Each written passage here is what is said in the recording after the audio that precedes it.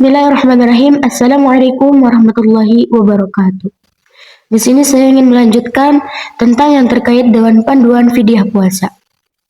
Dan kali ini saya ingin membahas tentang jenis dan takaran fidyah. Takaran fidyah adalah satu mud dari makanan pokok negeri di mana orang tersebut itu tinggal. Takaran satu mud ini setara dengan 675 gram. Apabila ia ingin menggenapkannya menjadi 700 gram, maka tidak mengapa, dan terlebihnya itu terhitung sedekah. Tidak ada kewajiban menambah lauk pauk semacam telur. Fidyah hanya boleh disalurkan dalam bentuk makanan mentah, bukan makanan jadi yang sudah dimasak. Dan ini adalah mazhab Syafi'i dan Hambali. Dan adapun mazhab Hanafi dan Maliki berpendapat bahwasanya seseorang boleh memilih antara memberi bahan makanan pokok atau memberi bahan makanan siap saji. Dijelaskan di dalam kitab Al-Mas'uwah Al-Fiqhiyah, wa qala Asy-Syafi'i wa huwa al-madhhab 'inda al-Hanabilah, yajibu at-tamliku wa la tujzi al-ibahah. Falau qadda al-masakin aw ashyahum la yujzi'u, li'anna al-manqulu 'an as-sahabati al-i'ta', wa li'annahu malun wajibun lil fuqara'i syar'an. Wajib tamlikum iyahu kaz-zakati. Para ulama Asy-Syafi'iyah berpendapat, dan ini juga mazhab yang mu'tamad di Hanabilah. Wajib tamlik yakni memberi kadar wajib dalam bentuk bahan pokok, yaitu tidak sah dengan alibahah memberi dalam bentuk makanan siap saji. Sehingga apabila ia memberi makan pagi atau makan malam kepada orang-orang miskin, maka itu tidak mencukupinya. Karena yang dinukil dari para sahabat, mereka memberi secara langsung dalam bentuk bahan pokok.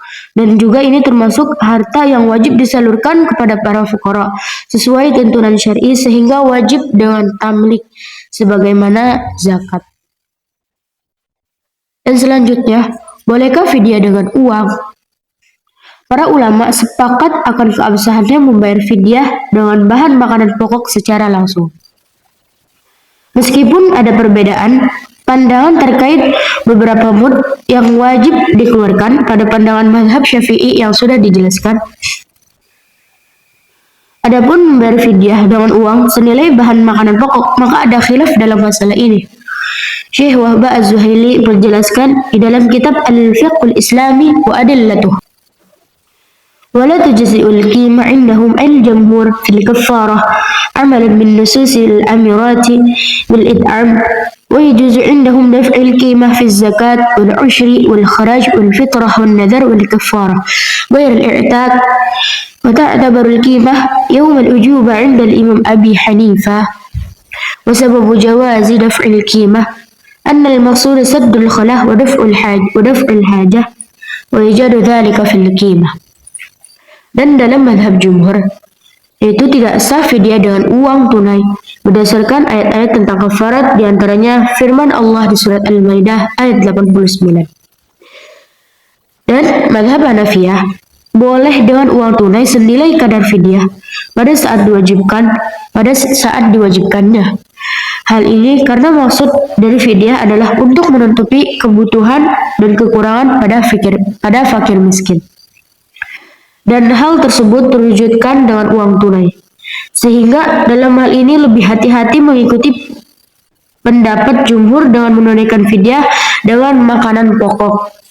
Apabila ia ingin mengikuti mazhab Hanafiyah dalam masalah ini, maka takaran fidyahnya juga mesti sesuai dengan kadar menurut Hanafiyah, yakni setara dengan harga 1 sak kurma dan setengah sak gandum, dan 1 sak senilai dengan 3,25 gram. Dan selanjutnya beberapa permasalahan penting, yaitu pengakhiran fidyah. Apabila seseorang menunda pembayaran hingga berlalu Ramadan berikutnya, maka tidak ada denda untuk pengakhiran fidyah, berbeda dengan pengakhiran qada. Syekh Sulaimi Al-Bujairibi menjelaskan dalam kitab Hasyiyah Manhaj At-Tulab,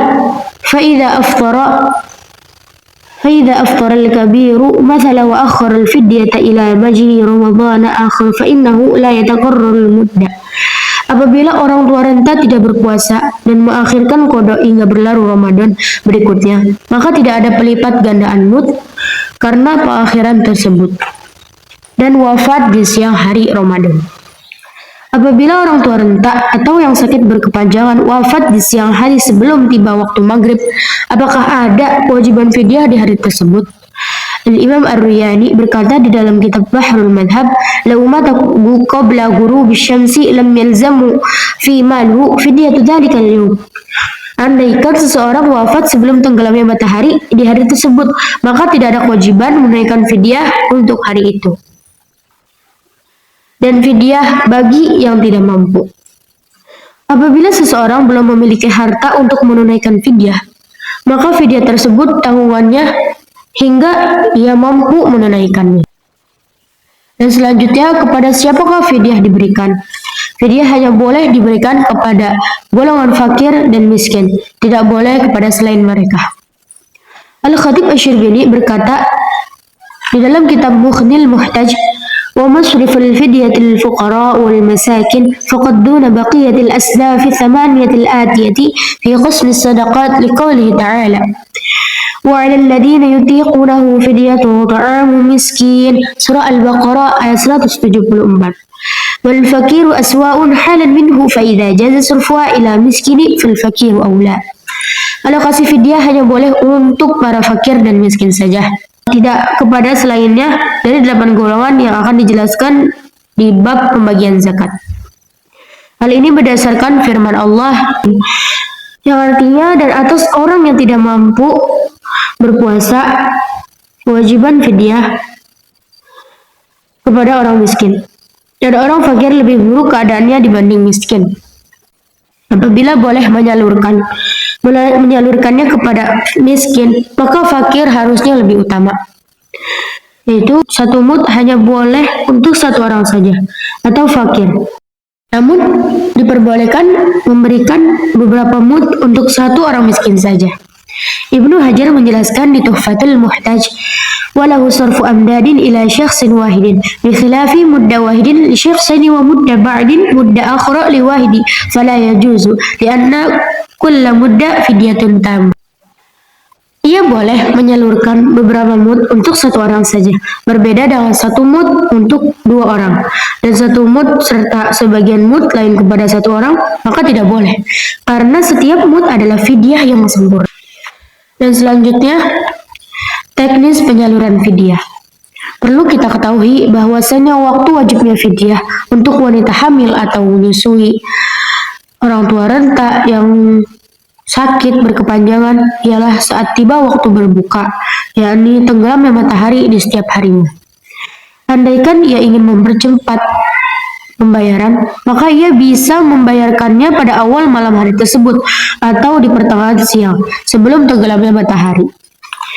Namun tidak boleh membayarkan fidyah hari esok di hari sebelumnya. Apabila ia ingin mengakhirkan pembayaran di hari-hari setelahnya, baik di akhir Ramadan atau di luar Ramadan, maka juga tidak mengapa, karena kewajiban fidyah sifatnya ala tarakhi, yaitu bisa ditunda. Imam Asy-Syihabuddin Ar-Ramli menjelaskan di fatwa beliau, "Yatakhayyaru fi ikhrajiha baina ta'khiriha wa baina ikhraji fidyatu kulla yawmin fihi aw ba'da faraghihi wa la yajuzu ta'jilu syai'in minha lima fihi min taqdimiha ala ujubihi li'annahu fitrah."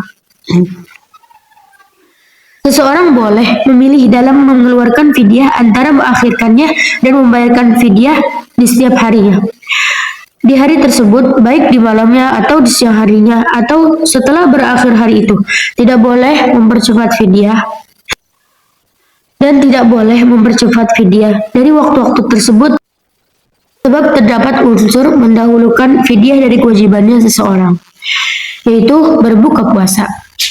Dan selanjutnya, niat fidyah. Sebagaimana zakat, ketika menunaikan fidyah, seseorang juga wajib niatkan dalam hati kalau makanan yang ia berikan dalam rangka fidyah puasa.